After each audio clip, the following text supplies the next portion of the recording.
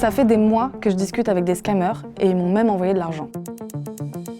Je vais vous raconter comment je me suis retrouvée à travailler pour une fausse entreprise et à recevoir des centaines de messages par jour de la part de collègues qui n'existent même pas. Vous vous souvenez de l'arnaque au faux Brad Pitt, au faux colis, au CPF ? Et ben maintenant, on a l'arnaque aux faux emplois. Sauf que là, je me suis demandé comment mes scammers allaient se débrouiller pour que je leur envoie de l'argent alors qu'ils me proposaient un travail et je m'attendais pas du tout à ce que j'allais découvrir.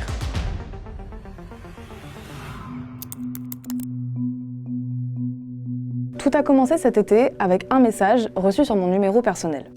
Bonjour, ici Camille de ASAP Recruitment. J'espère que vous allez bien. Alors oui, ce message, il sentait l'arnaque. C'est le genre de message que je reçois presque tous les jours. Le truc, c'est qu'un message qui me propose un job super bien payé, que je peux exercer quand je veux et depuis chez moi, j'en avais encore jamais reçu. Du coup, j'ai eu très envie de savoir qui se cachait derrière. Alors j'ai répondu. Dès le lendemain, une certaine Miller me contacte sur WhatsApp. Vous percevrez un salaire de base ainsi que les commissions quotidiennes. Un simple téléphone ou un ordinateur avec une connexion internet suffit. Aucune expérience préalable n'est requise. Miller m'explique qu'il s'agit d'un emploi en freelance, sans aucun contrat et rémunéré en fonction du travail effectué chaque jour. Selon elle, je pourrais gagner jusqu'à 4 200 € net par mois en travaillant seulement 1 à 2 heures par jour. Avant de commencer à travailler, Miller me propose de suivre une formation qui me permettra de gagner ma première commission. On convient donc d'une date et d'une heure. Bonjour, êtes-vous prêt maintenant ? Oui Miller, je suis prête. Dis-moi comment gagner de l'argent. Pour commencer à travailler, il faut que je clique sur un lien et que je me crée un compte grâce à un code d'invitation. À ce moment-là, je ne sais toujours pas si je discute avec une intelligence artificielle ou un humain, donc je demande à Miller si on peut s'appeler pour qu'elle m'explique de vive voix ce que je dois faire. Hello, you need to register for an account, so I can teach you how to do it on the WhatsApp. So I'm just gonna register and then I'm gonna send you a screenshot, right? Yes, correct, you are right. Okay, thank you. Mon travail consiste donc à noter des jeux vidéo. Peu importe ce que je coche, je dois remplir 2 modules de 45 avis chacun, sans vraiment me poser de questions et sans me soucier de l'avis que je laisse. Résultat, au bout de 15 minutes, j'ai gagné 27 $. Et là, j'avoue que je suis un peu étonnée. Pourquoi des gens dont le but est de me soutirer de l'argent me donnent de l'argent ? Pour récupérer mes 27 $, je dois obligatoirement me créer un portefeuille crypto et rejoindre un groupe WhatsApp. Nous avons un groupe dédié à ce travail, composé de personnes qui exercent cette activité. Je vous invite à rejoindre notre groupe, puis je vous guiderai pour vous aider à retirer la commission que vous avez gagnée aujourd'hui. Il est donc temps de faire connaissance avec mes collègues. J'atterris donc dans un groupe WhatsApp avec 23 autres personnes et là, tout s'accélère. Je sais déjà que Miller a 39 ans, qu'elle est mère célibataire et qu'elle vit aux Pays-Bas. Mais là, je fais la connaissance de James, amateur de whisky, Sigmund qui adore se rendre au stand de tir, Dylan qui vient d'adopter 2 chiens et Destiny qui fait ses croissants maison et essaie de nous les vendre. Bref, dans ce groupe, chaque personne a la réelle et je crois que c'est le but. Sauf qu'à partir du moment où je l'intègre, je reçois des centaines et des centaines de messages par jour, du matin au soir, au point d'être obligé de mettre la conversation en sourdine. Mes scammers m'écrivent tous les jours. Ils se partagent des recettes de cuisine, des photos, leurs plans pour le week-end et même des actualités. Ils s'encouragent à devenir la meilleure version d'eux-mêmes et évidemment, ils partagent leur réussite et leurs gains. Pendant 3 mois, c'est un flot continu de messages, même si je ne réponds pas, ce qui m'a d'ailleurs valu pas mal de rappels à l'ordre. Lorraine, pourquoi ne sortez-vous pas socialiser ? Avez-vous récemment terminé le travail sur Techland ? Et c'est là que je me rends compte que le fait de recevoir tous ces messages, le fait que ce groupe prenne autant de place, qu'il soit omniprésent, en fait, ça fait partie de l'arnaque. Et c'est à ce moment précis que je décide de contacter le hacker Baptiste Robert.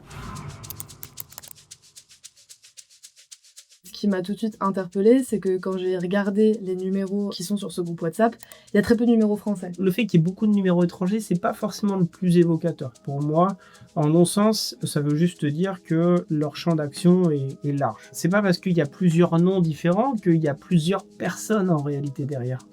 À tout moment, potentiellement, dans ce groupe-là qu'on voit là, il n'y a qu'une seule personne. Il n'y a qu'une seule personne avec plein de numéros de téléphone différents et plein d'identités différentes. C'est des personnes qui sont très organisées. C'est aujourd'hui ce qu'on appelle la cybercriminalité. Et là, on s'en rapproche parce que c'est de l'arnaque à grande échelle. C'est des gens qui ont automatisé la quasi-totalité des étapes. Ça semble très bien orchestré. Un peu plus de 2 heures après mon introduction sur le groupe, tout de suite, ça commence à parler des plans qu'ils ont pour le week-end, à s'envoyer des photos du whisky qu'ils sont en train de siroter. Et là, très sincèrement, j'ai un peu rigolé. Je me suis dit, mais ils se moquent de moi. C'est l'esprit de communauté en fait. L'idée est toujours la même, c'est de t'intégrer dans une communauté, de créer du lien en fait entre les utilisateurs. Il y a tout cet écosystème où tu rentres dans un groupe qui est déjà très actif, on voit qu'il y a pas mal de messages, Et en plus de ça, on mêle le professionnel, le personnel, et on met tout de suite du lien entre tout ça, saupoudrer un peu d'argent facile, puisqu'on voit tout de suite qu'ils gagnent de l'argent. Et c'est comme ça qu'on s'enferme en fait dans ces pratiques en disant ouais, on gagne de l'argent, c'est des gens cool, ils sont super bienveillants, mais c'est quoi le problème en fait? Surtout que je vous rappelle que j'ai déjà gagné 27 $. Après quelques jours de pause, Miller m'incite à reprendre le travail, mais cette fois-ci je suis coupée en plein milieu. La raison, c'est que je viens de rencontrer un module spécial, en gros un module mieux rémunéré. Je vous le résume comme ça parce que quand j'ai demandé à Miller, son explication, elle était hyper compliquée. Chaque module a son prix et notre plateforme a 2 types de modules de jeu. 1. Une commission pour les modules normaux de 0,6%. 2. Une commission pour les modules spéciaux de 6%. La commission gagnée avec un module spécial est 10 fois celle d'un module normal. Il y a une chose, ils sont pas quel module ne compte tout est défini de façon aléatoire par le système. Pour profiter de cette super commission, il faut que j'avance de l'argent, 45 € à envoyer en Ethereum, une crypto-monnaie. Là, j'avoue que j'hésite un peu parce que je sais pas vraiment à qui j'envoie de l'argent ni ce qu'ils vont en faire. Mais je veux vraiment comprendre comment elle fonctionne cette arnaque. Donc je finis par leur envoyer. Et encore une fois, je suis très surprise parce que je récupère vraiment de l'argent, 102 $ cette fois-ci. Il y a une carrière, hein. C'est pas mal. Il y a un truc. Là, je vois qu'il me demande 229, j'ai un peu envie d'y aller. Je sais, mais est-ce qu'elle est pas aussi un peu là, l'arnaque? Bah, elle est complètement là, c'est même le cœur de l'arnaque. Psychologiquement, vous dites, bah ça a marché une fois, donc ça va marcher 2 fois, il n'y a pas de problème, ça va marcher un certain temps, et les sommes vont grossir. Donc on est passé de 45 à 229, peut-être que ça va marcher à cet échelon-là aussi. Mais en fait, ça va monter à 500, ça va monter à 1000, ça va monter à 3, 4, 5, 10 000. Et en fait, au bout d'un moment, ils vont couper le robinet et se dire, bah, c'est bon, on lui a pris 10 000 €, hop, c'est fini. Mais alors, qui se cache derrière cette arnaque? Si j'en crois Miller, je travaille pour une entreprise qui s'appelle Techland. Après une rapide recherche internet, je vois que Techland, c'est un studio de développement et éditeur de jeux vidéo polonais. Une fois sur leur site, je tombe sur une page qui ressemble comme 2 gouttes d'eau à celle que Miller m'a envoyée. Les pages d'accueil sont presque identiques, mais les URL sont différentes, et ça, c'est intéressant.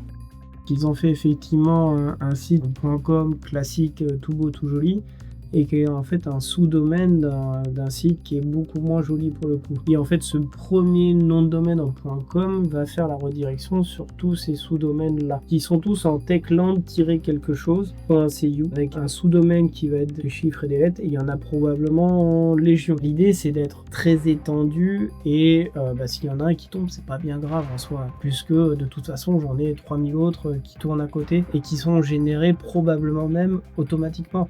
Puisque si c'est le même site, j'ai juste à le redéployer, à le régénérer, et puis c'est 4 secondes. Donc c'est plutôt un synonyme que derrière, il y a une industrialisation de la chose qui est assez forte. Les gens qui savent ce qu'ils font pour usurper une identité, usurper une marque, vous prenez n'importe quel site internet, vous pouvez aspirer en fait tout le contenu, et vous mettez vos propres liens, votre propre nom de domaine. C'est quelques minutes. À ce stade, je suis à peu près sûre que l'entreprise Techland, la vraie, n'est pas au courant que son site a été aspiré pour soutirer des centaines, voire des milliers d'euros à des personnes partout dans le monde. Mais je veux en avoir le cœur net, alors je les contacte, et voici ce qu'ils me répondent. Bonjour Lorraine, notre équipe RH et recrutement utilise exclusivement notre propre site web dédié aux carrières et un outil pour le suivi des candidatures. Il n'existe aucun autre site web légitime. Cordialement. Ce premier retour me confirme donc que je ne travaille pas pour Techland. Je leur envoie donc le lien du faux site généré par mes scammers et je leur demande une réaction officielle. Mais depuis leur premier mail, plus personne ne me répond malgré mes relances. Et pendant ce temps, Miller attend toujours que je lui envoie 229 $.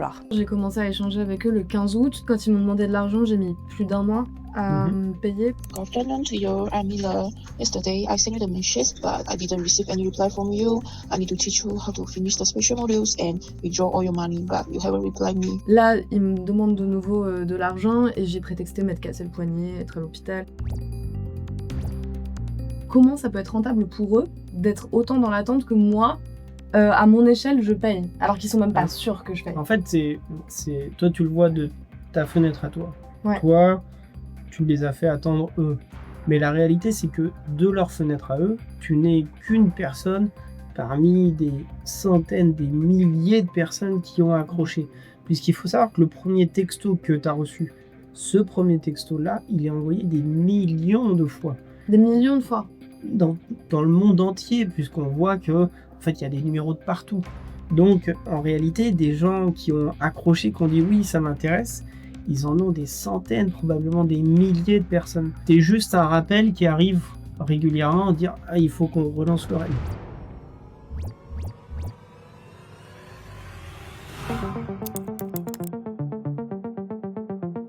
Je suis donc face à une arnaque ultra sophistiquée et automatisée qui cible des victimes dans le monde entier. L'une d'elles m'a raconté avoir rencontré le même schéma avec une autre fausse entreprise dont le site est désormais hors ligne. Cette personne, elle avait été recrutée sur TikTok par une certaine Kelly Jones qui lui avait proposé une activité de validation de commandes pour des géants du e-commerce comme Amazon ou Alibaba. Elle a accepté de me livrer son témoignage mais souhaite rester anonyme. Leur système, il était vraiment pointu. Pour gagner de l'argent, il fallait qu'on paye. Je gagnais $500 par jour. Et en fin de compte, je crois que c'est 3 jours après que j'ai rechargé, les comptes étaient bloqués, on ne pouvait plus accéder ni au site ni quoi que ce soit. Dans l'histoire, j'ai perdu 8 500 €. Et là, je me pose une question. À quel point ce type d'arnaque est-il vraiment répandu? Du coup, je prends rendez-vous avec Jérôme Notin. Il est directeur général de Cybermalveillance, un dispositif qui vise à apporter de l'aide aux victimes et à mener des campagnes de prévention. Ouais. Nous avons identifié ce phénomène l'année dernière, en 2024, et on a publié au mois de mai 2024 une page qui concerne ce phénomène-là. Vous avez des gens qui sont spécialisés dans la prise de contact des victimes, vous avez des gens qui sont spécialisés dans l'arnaque de ces victimes. Ils vont aller jusqu'au bout et il y a un concept qu'on appelle peak butchering, c'est-à-dire qu'on va vous arnaquer sur un premier mode opératoire, typiquement l'arnaque à la tâche. Après, on va vous proposer des crypto-monnaies pour justement investir l'argent que vous auriez. Donc l'escroquerie aux crypto-monnaies, et puis ensuite, quand vous aurez eu conscience que vous avez été victime, eh bien un organisme officiel, et ça nous est arrivé 2 fois l'année dernière, des gens se sont fait passer pour cybermalveillance.gouv.fr en allant voir les victimes, en leur disant on sait que vous avez été victime, on vous a arnaqué 20 000 € l'année dernière, on va vous aider à récupérer l'argent, ça en vaut 40 000 aujourd'hui par exemple, et donc on va juste vous demander 1 000 € pour nous aider dans les démarches administratives. Donc on va dépecer la victime, on va lui prendre tout ce qu'elle a. Est-ce qu'on sait qui se cache derrière ce type d'arnaque en fait? Un rapport assez récent d'Interpol identifie une zone près de la Birmanie qui a une activité très en croissance et très forte liée à différents types de cybercriminalité. L'arnaque à la tâche, a priori, en fait partie. J'ai localisé Miller en Malaisie, mais je n'ai pas plus d'informations sur le profil de mes scammers. Cette localisation, elle est toutefois intéressante, car les centres d'escroquerie sont nombreux en Asie du Sud-Est. Leur activité est documentée par de nombreux rapports internationaux et médias locaux. Beaucoup de ces centres se sont développés après la pandémie de Covid-19 dans les locaux d'anciens casinos, souvent illégaux. Ils prospèrent particulièrement dans les zones frontalières entre le Laos, la Thaïlande et la Birmanie, ce qu'on appelle aussi le Triangle d'Or. Cette région, elle est connue pour être un foyer du trafic de drogue, de la contrebande, des jeux clandestins et du blanchiment d'argent. En 2021, le coup d'État en Birmanie et la guerre civile qui l'a suivi ont favorisé le développement des organisations criminelles dans cette région frontalière. Mais des centres d'escroquerie en ligne ont aussi été identifiés au Cambodge, aux Philippines, en Malaisie et, dans une moindre mesure, au Vietnam. Dans plusieurs médias locaux, des personnes ayant travaillé dans ces centres racontent avoir été piégées par de fausses offres d'emploi et avoir été forcées à commettre des infractions financières. Ketika nyampe sana kok disuruh baca skrip ini gitu kan, skrip apa? Ternyata kami tuh ditugaskan untuk bekerja sebagai scamming online gitu. Ketika kita ingin memberontak, posisi kita tidak punya power di situ kan gitu, dan penjagaan di tempat lokasi perusahaan itu memang sangat ketat. Dengan pagar yang tinggi, kawat, dan per 10 meter pagar itu ada penjaganya ketat dan security itu minimal ada pentungan atau senjata. Dari pagi nih sampai malam ngeliatin komputer tanpa jeda dan hanya jeda paling 10 menit gitu. Itu otomatis akan ada rasa ngantuk, itu pun langsung di strum. Di strum pakai kayak stick gitu kan, atau dipukul. Jadi ya memang kayak ada secara mental pasti ada kayak kenapa bisa kejebak sama dunia kayak gitu. Selon un rapport d'Interpol publié en juin 2025, ces centres d'escroquerie sont directement liés au trafic d'êtres humains. Le même constat avait été dressé en 2023 par le Haut Commissariat des Nations Unies aux droits de l'homme, qui soulignait des faits de torture, d'actes cruels et dégradants, de punitions impliquant des électrocutions et des violences sexuelles. L'ONU estime qu'au cours de la seule année 2023, plus de 120 000 personnes en Birmanie et 100 000 au Cambodge ont été forcées de travailler dans les fraudes en ligne.